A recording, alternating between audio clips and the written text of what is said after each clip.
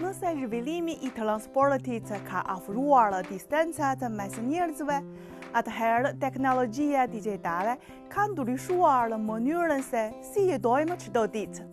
Sot shërbimet digjitale janë bërë pjesë e çdo aspekti të jetës, nga blerjet, transporti dhe pagesat, tek arsimi, kujdesi shëndetësor, puna dhe studimi. Shumë procese që dikur kërkoni kohë dhe lëvizje të shumta, tani mund të kryhen lehtësisht me vetëm disa preki në celular.